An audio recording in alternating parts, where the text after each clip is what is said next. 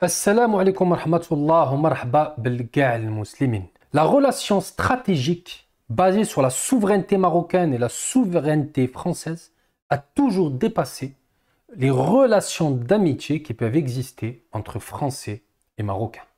Dans une vidéo précédente, nous avons abordé les investissements français au Sahara occidental marocain, des investissements français qui doivent nous faire réfléchir sur la souveraineté marocaine et sur le bénéfice même de ces investissements pour la population locale marocaine. Le Desk, donc un média électronique marocain, a annoncé une prochaine visite cruciale du président Emmanuel Macron, soit en mai 2024, soit en septembre 2024, donc aligné avec la potentielle venue du président algérien Abdelmajid Tebboune. La venue ou la potentielle venue de Macron au Maroc et ses investissements à Dakhla d'entreprises françaises ne signifient pas que ces investissements vont profiter au Maroc ou que le Maroc va surmonter ses défis ou que ces reconnaissances par l'économie et par les investissements du Sahara occidental marocain vont entériner une bonne fois pour toutes ce conflit donc totalement artificiel. Pour qu'une relation puisse bénéficier aux Marocains, pour que des investissements donc au Sahara occidental marocain puissent bénéficier au royaume, cela dépend de l'état et du niveau de souveraineté du Maroc et de son niveau de développement. Donc, si la France décide d'investir au Maroc, c'est guidé par ses intérêts, pas pour la gentillesse reconnue mondialement des Berbères du Maroc. Donc, que peut réellement offrir le Maroc à la France? Prenons la souveraineté énergétique. Un problème et un défi majeur pour Paris dans le contexte actuel. Avec la guerre qui s'éternise entre Kiev et Moscou et un monde fragmenté en blocs de plus en plus complexes, la position du Maroc est stratégique. Ses alliances solides avec Riyad et Abu Dhabi et son ancrage historique, culturel au Sahel et en Afrique de l'Ouest lui donnent un rôle très important pour les ambitions françaises. Par exemple, le gazoduc Maroc-Nigeria n'est pas juste un projet ambitieux, c'est une réponse directe à des besoins européens. Un enjeu d'alliance où le Royaume-Uni, les Émirats et l'Arabie saoudite ont déjà posé leurs pions. Tous ces pays sont donc proches de la France et de ses intérêts. Un gazoduc de plusieurs milliers de kilomètres qui desservira de nombreux pays africains et qui arrivera jusqu'à l'Espagne, donc jusqu'à l'Europe. Ne soyons pas naïfs, le revirement stratégique de l'Espagne vers le Maroc, c'est avant tout bien sûr une question migratoire, mais c'est aussi ce gazoduc qui permettra aux Espagnols d'avoir une énergie moins chère et abondante. Donc, le Maroc est arrivé à mettre au pas l'Espagne, un pays hostile, un pays avec lequel on a des accords de plusieurs siècles même, Milia et Septa. Donc le Maroc est arrivé à mettre au pas l'Espagne en forgeant des liens solides avec le Niger et le Mali, des clés pour l'accès aux ressources comme l'uranium, essentielles pour le nucléaire français. Tout cela démontre l'étendue de l'influence du royaume chérifien. Donc, face aux critiques d'impérialisme, la France a réorienté sa politique africaine en renforçant ses liens avec le Maroc pour se refaire une image de partenaire équilibré de confiance. Cette nouvelle alliance stratégique pourrait redessiner le paysage géopolitique, mais cela mettrait Alger sur la sellette et cela isolera encore plus Alger et peut-être la plongera dans une crise sécuritaire et donc migratoire pour l'Europe. Et je ne pense pas que cela puisse être dans l'intérêt de la France. Donc, Paris doit faire un choix.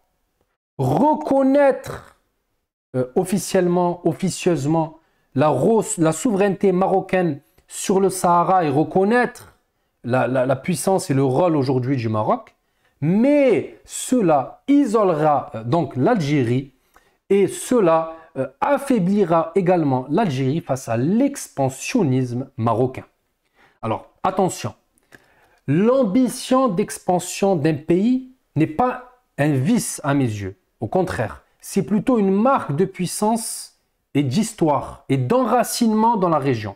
Le Maroc tout comme la France, tout comme la Turquie, tout comme la Russie, s'inscrit dans cette tradition d'État avec une certaine influence régionale. Mais il ne faut pas oublier, si l'expansion territoriale est importante, c'est l'expansion économique qui forge et qui renforce les empires. Par exemple, la Crimée, annexée par Moscou, ce n'est pas tant l'acte militaire, mais c'est l'assise économique de la Russie qui a permis cette annexion. Richesse rime avec puissance et puissance rime avec souveraineté. Au Proche-Orient également, Israël illustre ce principe, s'appuyant sur une économie technologique de pointe. Israël a acquis une supériorité militaire écrasante qui a imposé sa souveraineté non pas par des discours mais par le concret, par l'économie et par les armes. Un modèle économique basé sur la tech, sur la nouvelle technologie, sur toutes ces petites entreprises israéliennes qui ont des liens avec Microsoft, avec Google, avec Apple, avec Samsung, avec Intel, toutes ces grandes entreprises occidentales américaines. Donc tout ça est totalement à des années-lumière de justification religieuse ou historique souvent évoquée. Pour le Maroc, l'enseignement est clair. Il faut affirmer sa souveraineté par le renforcement de son économie. La prochaine visite de Macron en mai n'est en réalité qu'un événement de second plan. Le véritable enjeu pour le royaume réside dans son développement industriel, éducatif, de sa population et la formation professionnelle de qualité. Il faut former des techniciens compétents, préparer le terrain pour une économie robuste. Tout cela donc sera un moteur pour la souveraineté marocaine. La lutte contre la corruption, la mise en place d'une véritable méritocratie est très importante. Tout cela redonnera confiance aux jeunes Marocains, y compris dans les régions les plus défavorisées, les incitant à s'engager et à innover. Donc, le développement économique et la souveraineté du pays, donc du Maroc, sont les deux faces d'une même médaille. Sans richesse, pas de force militaire. Sans force militaire, pas de véritable souveraineté marocaine au Sahara occidental ou ailleurs. Donc, les alliances internationales, aussi stratégiques soient-elles, ne sont pas le fin mot de la souveraineté. Si la France décide d'investir des milliards et des milliards dans le Sahara et qu'elle est suivie par les États-Unis d'Amérique, qu'elle est suivie par les Émirats arabes unis, donc des centaines de milliards de dollars, imaginons. S'il n'y a pas d'infrastructure marocaine adaptée, s'il n'y a pas de techniciens marocains qualifiés ou de technologie avancée, ces investissements ne vont en rien profiter aux Marocains. Au contraire, cela peut coûter très cher au Maroc. Car si les entreprises françaises amènent avec eux leurs propres techniciens, c'est de la devise en moins pour le Maroc. D'où la nécessité d'avoir des Marocains qualifiés. Si les infrastructures ne sont pas prêtes et que ce sont les entreprises étrangères qui vont les construire et facturer tous ces projets à l'État marocain. Pour rembourser ces factures, l'État marocain devra emprunter et donc ces investissements ne seront pas rentables sous 5, 10, 15 ans. Dans 15 ans, c'est une autre réalité géopolitique et un autre monde. Donc, peut-être que ces investissements ne seront jamais rentables. Donc, investissement ne veut pas dire développement économique ou richesse, loin de là. Et ça malgré l'amitié, la cordialité qui peut exister entre l'État marocain et la France. Le véritable enjeu pour le Maroc réside dans sa capacité à bâtir une souveraineté par l'éducation, par la formation, par la confiance des Marocains qui habitent en ruralité, donc leur confiance en leurs États et leurs élites. Cette confiance engendrera un tissu économique solide, créateur de richesses, même dans les régions les plus reculées du royaume. C'est seulement dans ce contexte que le Maroc pourra tirer profit des IDE, donc des investissements directs étrangers.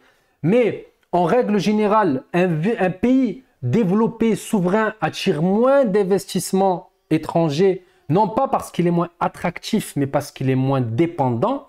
Une main-d'œuvre qualifiée signifie une main-d'œuvre plus chère et donc moins de marge pour les investisseurs étrangers. Donc, cette visite de Macron et ce nouveau partenariat Paris-Rabat doit permettre au Maroc de poser des conditions qui puissent lui être profitables. Car la France vient chercher son intérêt. La France calcule l'accès à l'énergie, le positionnement géostratégique, l'avenir avec les États du Sahel. Le Maroc doit en faire autant.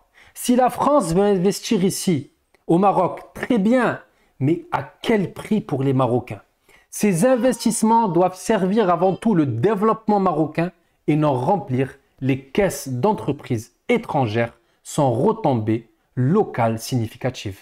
Également, la responsabilité est sur les dirigeants marocains et sur leur capacité à préparer l'avenir, leur capacité à développer des infrastructures et à renforcer l'éducation et la formation marocaine. Rien n'est offert gratuitement, ni reconnaissance diplomatique, ni investissement au Sahara. Le Maroc doit arriver à s'affirmer et à ne plus dépendre de décisions de pays étrangers. Plus de souveraineté signifie plus de responsabilité, je vous l'ai dit dans la vidéo précédente, face au peuple, mais également face à ses partenaires. La France et l'Europe n'ont plus la possibilité de recevoir des centaines de milliers de Marocains ou d'Africains sans papier. La jeunesse marocaine doit rester au Maroc, participer au renforcement de l'économie marocaine et de la souveraineté du royaume. Barakallahu fikum, j'espère que j'ai été assez clair dans la vidéo. J'essaie de faire au plus court. J'espère que vous avez suivi jusqu'à la fin. Barakallahu fikum. N'hésitez pas à me laisser un commentaire, à me dire ce que vous en pensez, à me donner votre avis. Je lis quasiment tous les commentaires à chaque fois et j'essaie de répondre aux commentaires avec le plus d'argumentation. Barakallahu fikum. Allah jazakum bi khair. Wassalamu alaikum wa rahmatullah.